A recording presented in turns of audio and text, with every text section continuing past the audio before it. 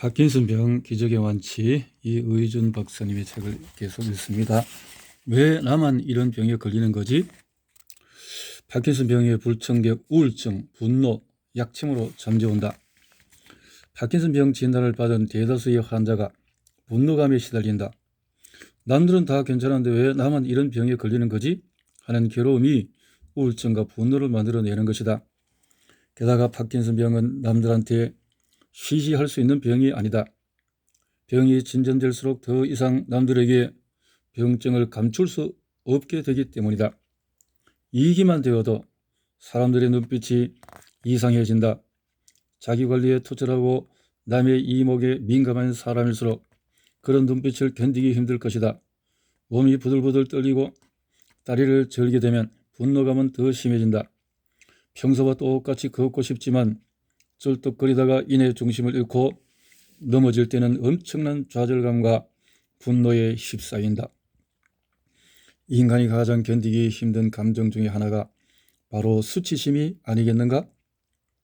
병증을 스스로 통제할 수 없기에 수치심은 더 깊어질 수밖에 없다. 행복 호르몬의 부족으로 생기는 우울증. 파킨슨 환자의 경우에 이런 감정들을 스스로 잘 다스리려 해도 뜻대로 잘 안 될 때가 많다. 바로 도파민이란 호르몬 때문이다.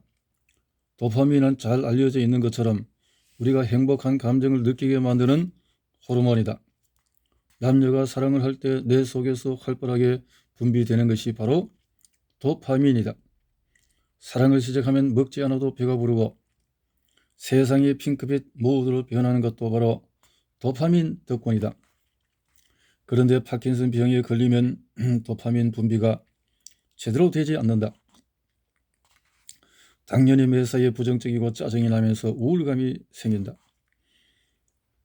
환자가 아무리 노력해도 감정 조절이 잘 되지 않는다.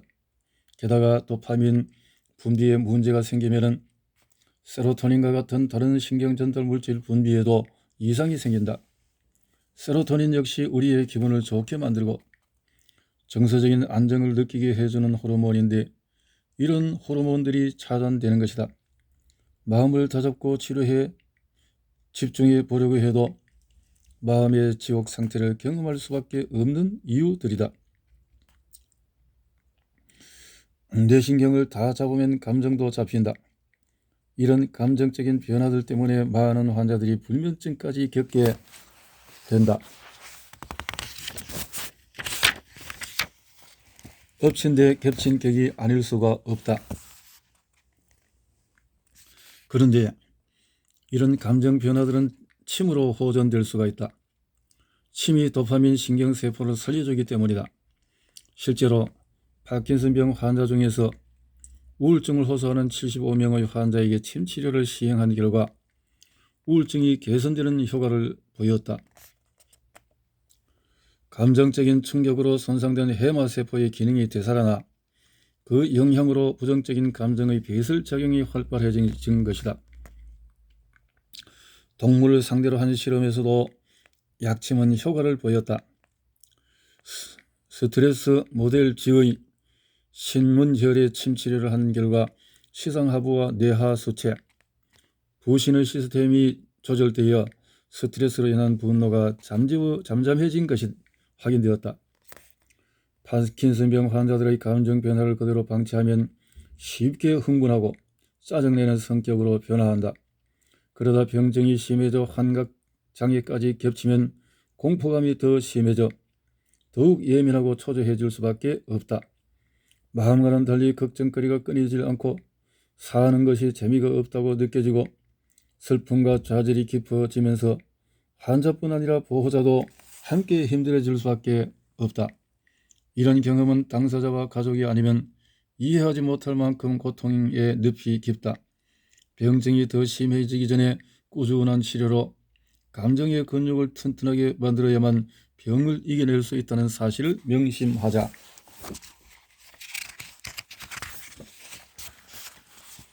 두침요법으로 파킨슨 병 잡기, 봉약침, 두피에 직접 꽂는다. 두침요법은 대뇌 피질의 기능과 관련한 두피의 상응 부위에 침을 놓아 질병을 치료하는 방법이다. 말 그대로 내 자극 부위에 직접 침을 꽂는 것이다. 두 침은 1965년 중국 산서성의 초순발 정신과 의사에 의해 개발되었다. 대뇌 생리학을 기초로 두 침을 개발하고 연구한 초순발 의사는 두 뇌의 각 부위를 자극구로 설정했다. 운동구, 감각구, 언어구, 평형구, 생식구 등이 그것이다. 이 가운데 파킨슨병 환자를 치료하는 데 도움이 되는 구는 무도진전제어구이다. 파킨슨병뿐만 아니라 소아무도병 증세를 호전시키는 데도 사용되는 부위다. 이곳에 침을 놓으면 운동신경계가 자극이 되어 혈행이 개선되면서 떨림이나 경직 등의 증상들이 호전된다. 여기서 잠깐, 필자는 두 침을 놓을 때 봉약침을 비롯한 약침을 주입한다. 봉약침 등은 근육 운동과 상응하는 몸의 혈자리에 놓기도 하지만 직접 머리에 꽂아 주입할 수도 있다. 당연히 두 가지를 병행하면 훨씬 효과가 좋다. 단 두 침요법은 환자의 컨디션에 따라서 약물의 양이나 횟수를 조절할 필요가 있다. 체질별, 증상별로 꼭 맞춘 탕약과 신선탕에 대해서 증상 하나하나에 집중하는 양의학과 달리 한의학에서는 각 증상들 사이의 연계성에 집중한다. 병이 생긴 이유를 하나하나 따져들어 그 근본 원인을 밝혀내는 것이다. 병증을 변별하여 치료를 논한다는 의의 변증론치는 바로 이런 관점에서 탄생한 것이다.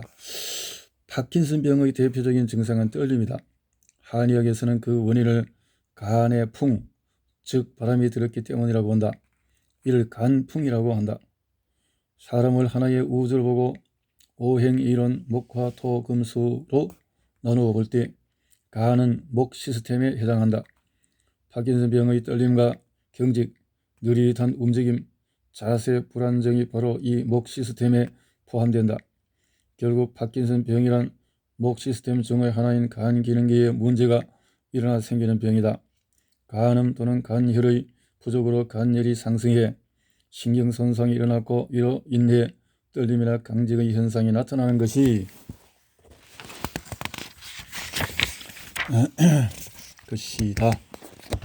그래서 파킨슨병을 간풍내동이라고 표현하기도 한다. 담음이란 위에서 언급했듯이 양의학에서 말하는 염증을 포함하는 말이다. 염증의 반복과 비정상적인 체액인 담음이 체내에 쌓이면서 결국엔 뇌신경이 손상된 것으로 보는 것이다. 이런 증상을 해결하기 위해 필자는 파킨슨병 환자들에게 신선탕이라는 탕약을 처방한다. 몸의 태평천외를 이루는 원리, 군신좌사 같은 파킨슨병이라고 해도 사람마다 증상이 다르고 병의 진행 속도도 다르다. 이를 치밀하게 판단한 후에 약을 지어야 하는데 이때 약물을 배합하는 원리가 바로 방제학의 군신좌사. 방제학은 복합된 약물 처방의 특성을 연구하는 학문으로 변증에 의해 환자에게 최적화된 약물을 배합하고 결정한다. 군신좌사란 말은 정치제도에 견주어 약을 처방하는 데서 생겼다. 임금이 태평천외를 이루기 위해서는 신하들의 말 하나하나를 귀담아 들어야 한다. 그렇게 만들어진 정책이어야만 비로소 민심을 움직일 수가 있다. 이것이 독재정치와 민주정치의 차이인 것이다. 병에 단 하나의 약만을 쓰는 것은 독재정치와도 같다. 반면에 다양한 약재를 배합해 몸을 이롭게 하는 것이 민주정치의 원리이다.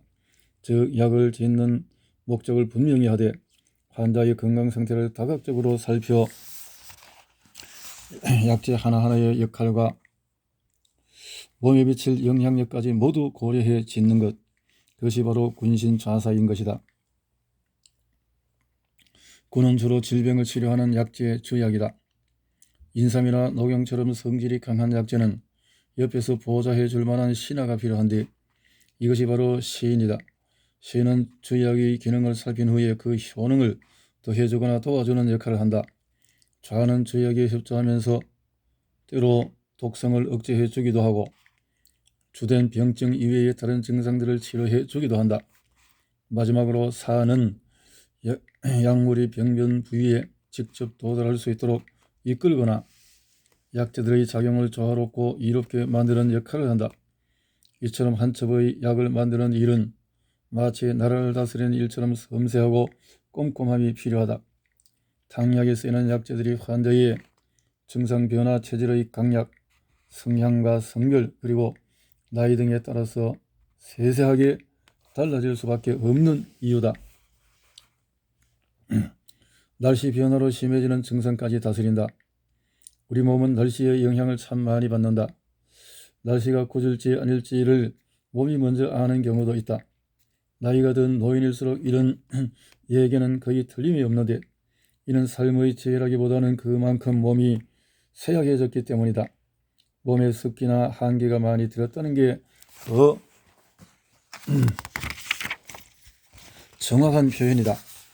파킨슨병 환자의 몸도 마찬가지다. 비가 오거나 날이 습하고 굳은 날에는 병증이 더 심해짐을 호소한다.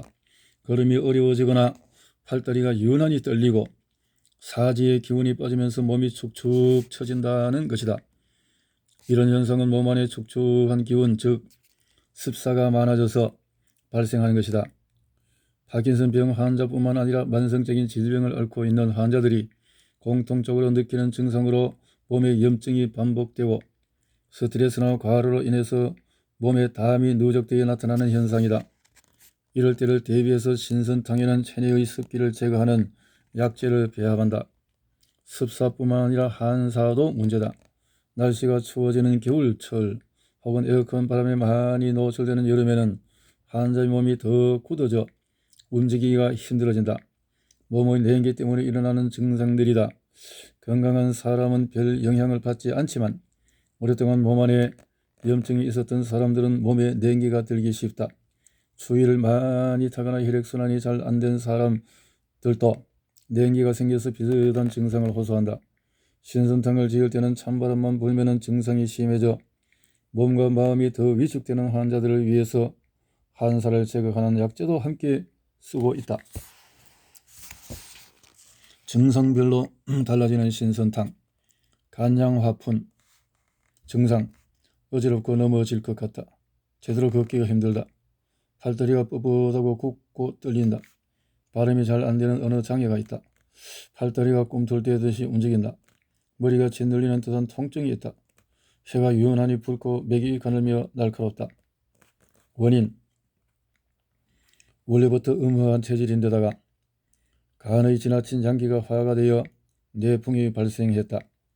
이 때문에 머리가 짓눌리듯이 아프면서 어질어질할 뿐만 아니라 몸이 마비되고 근육이 파르르 떨리면서 수족이 떨리고 말이 잘 나오지 않게 된다. 열이 위로 상승하고 하체에는 기운이 통하지 않으니 걷는 게 불안하고 마치 허공에 붕 떠 있는 듯한 착각에 빠지게 된다. 또 진액이 메말라 담이 생기면서 갑자기 정신을 잃고 쓰러질 수도 있다. 그리고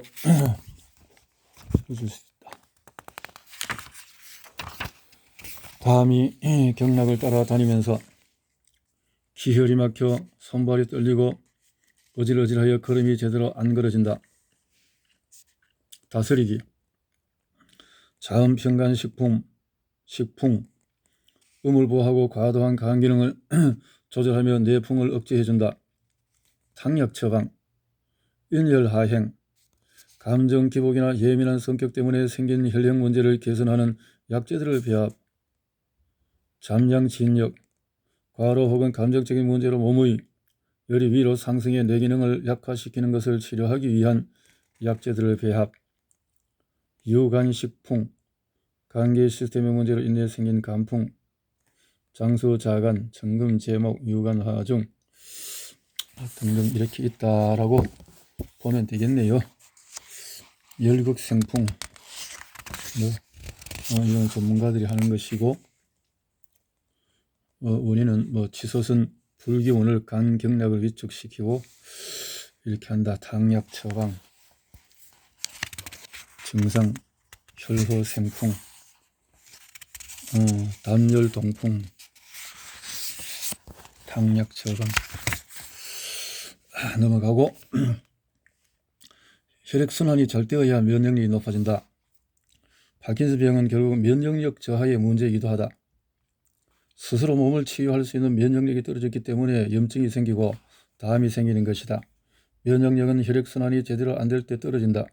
고인 물이 썩는다는 속담은 우리 몸에도 그대로 적용된다. 몸의 각 구석구석에 혈액이 잘 돌고 스며들어야 몸이 활기차고 힘이 솟는다. 그렇지 않으면 오장육부의 균형이 깨지면서 면역체계가 오작동을 일으키게 된다. 두뇌의 퇴행성 변화도 결국 이런 이치다.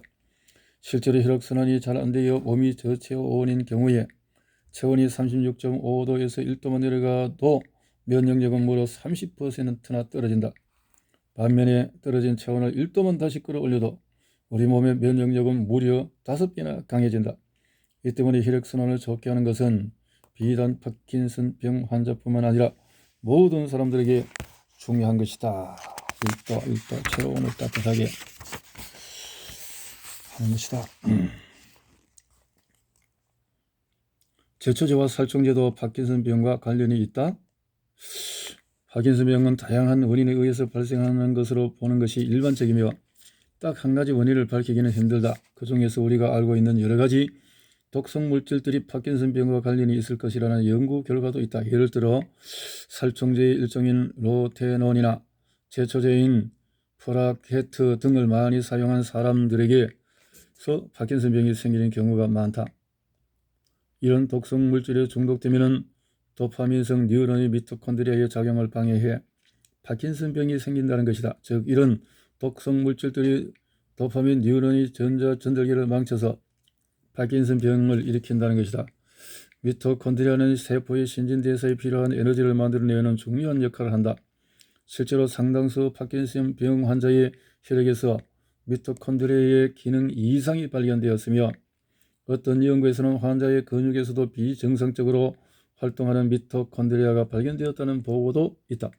물론 파킨슨병 환자들을 대상으로 그간 얼마나 자주 제초제와 살충제를 사용하는 환경에 노출되었는지, 이런 환경들이 파킨슨병에 직접적으로 영향을 끼쳤는지를 정확하고 면밀하게 확인하기는 어렵다. 예전에는 농약이나 오염된 우물물이 쉽게 노출되는 농촌 거주자들이 도시 사람들보다 파킨슨병에 잘 걸린다는 통계도 있었지만은 요즘에는 도시 사람들도 스트레스 지수가 높기 때문에 꼭 그렇지도 않기 때문이다. 다만 수많은 파킨슨병 환자들을 겪어본 결과 젊은 시절 농사를 지었다고 말하는 환자들이 많았다. 이런 환자들에게 독성을 해독하는 약제를 탕약 처방에 추가하여 치료를 했고 그 결과 치료 효과도 훨씬 좋았다.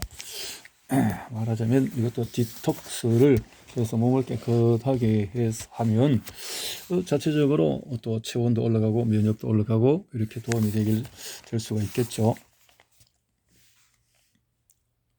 배꼽자리 신근혈의 뜸을 떠 혈액순환을 개선시킨다.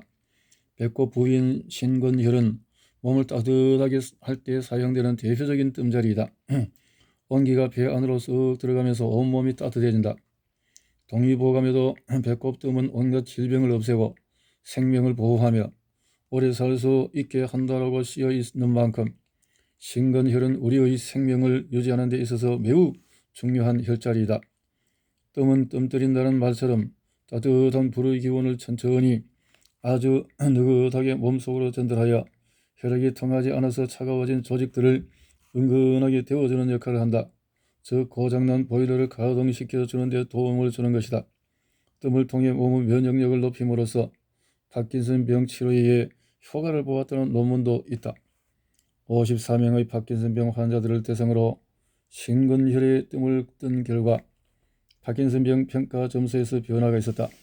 몸의 움직임이 한결 편해지고 떨림이 줄어들며 우울증과 분노 해소에도 또 효과가 있었다는 뜻이다. 이처럼 혈행이 개선되면 뇌신경계 질환의 문제를 극복하는 데 도움이 된다. 한의원에서는 파킨슨병 환자들의 몸 상태를 체크해 가면서 정기적으로 뜸 치료를 병행한다. 뜸 치료는 파킨슨병 환자들이 앓고 있는 우울증이나 불안증 개선에도 도움을 준다. 몸의 혈액순환이 잘 되면 마음이 안정되고 불안하고 예민해진 신경들이 잠잠해지기 때문이다. 뜸 치료 이후에 환자의 불면증이 많이 사라졌다면서 집에서 직접 해주고 싶다고 말하는 보호자들도 있다. 하지만 뜸은 한의사가 직접 드는 것이 안전하다고 말해주고 싶다. 신근혈은 인체의 한가운데 있는 혈로 우리 몸의 에너지를 관장하는 중요한 곳인 만큼 자칫 뜸을 뜨다 화상이라도 입으면 부작용이 크다. 감염 바이러스가 온몸으로 퍼질 수도 있기 때문이다.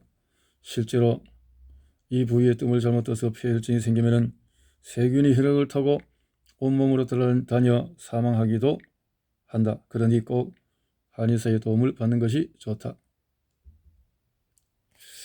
어떤 것이든지 면역이 떨어지고 또 세균이 들어가서 그것이 활성화되면 문제가 될 수 있는 것이기도 한데, 실제 미국에서는 의료사고로 한 해에 30만 명 이상이 사망을 한다고 하니까 한의학에도 뭐 이런저런 또 실수 속에서 의사라도 할 수 있겠죠. 그러니까 될 수 있으면 신중하게 몸에 디톡스를 하면서 체온을 올리면 면역이 올라갈 수 있다는 방법을 잘 활용하면 크게 도움을 받을 것 같은 생각도 들어집니다. 대체의학의 요법으로 보겠습니다. 대체의학요법이란 현대의학으로 고치지 못하는 병들을 치료하기 위한 보조요법이다. 보조요법이라기보다는 현대의학의 세균의학적인 것이 이제는 면역의학으로 바뀌면서 대체의학이 주요법이 되어진 시대죠. 이것은 자기의 관점에 따라서 달리 표현할 수 있는 것 같습니다. 난치병을 포함해서 현대의학에서 완치하지 못하는 질환을 개선하기 위한 새로운 학문이기도 하다. 한의라서서 개인적으로 큰 관심이 갔던 분야인 만큼 이 분야를 제대로 공부해보고 싶어 차의과대학 의학박사 과정에서 대체의학을 이수했다. 우리 한의원을 찾는 환자들 중에서 난치병 환자들이 꽤 많았고, 그런 환자들에게 다각적인 치료법을 제시하여 삶의 질을 높이도록 돕는 것이 한의사로서 꼭 해야 할 사명이라고 생각했기 때문이다. 박사과정을 받으면서 대체의학을 연구하는 중에 우연히 파킨슨병 치료에 도움이 되는 다양한 대체의학 요법을 접하게 되었다. 영양요법, 기능성 호르몬 조절요법, 식품치료요법, 심리치료요법 등이 바로 그것이다. 그 결과로 파킨슨병 환자의 증상을 개선하는 데 대체의학요법이 효과가 있음을 확인하였다. 지금도 이들에 대한 연구를 지속적으로 하고 있으며 차후에 관련 논문을 작성하여 발표할 예정이다. 그런데 이 한의학이나 현대의학이나 오랜 기간 수년 2년 3년 동안 암 환자를 그렇게 생고생을 시키는 현대의학에 비해서 산으로 들러 자연치유를 하는 사람들은 수개월 안에, 아니 한두 달 안에 몸이 그렇게 가벼워지는 것을 체험하는 것을 볼 때 천년 자연을 바탕으로 하는 그 기초를 통해서 의학이라는 것이 뒷받침해야 된다라고 그렇게 생각을 하고 있는데, 참 의학적인 또 많은 공부를 한 분들이 너무 집중한 부분들이 편견이 많이 있을 수 있겠다라는 관점에서 보면서 생각을 해 보면 좋을 것 같습니다. 파킨슨 병에 도움이 되는 영양요법은 병을 치료할 때는 한약을 포함한 한약요법으로만 하는 경우와 영양요법을 겸용하는 경우가 있다. 난치병의 경우에서 영양요법을 추가하면 병의 치료에 속도를 낼 수 있다는 장점이 있다. 그러나 영양요법을 겸용할 경우 주의해야 할 문제점이 있다.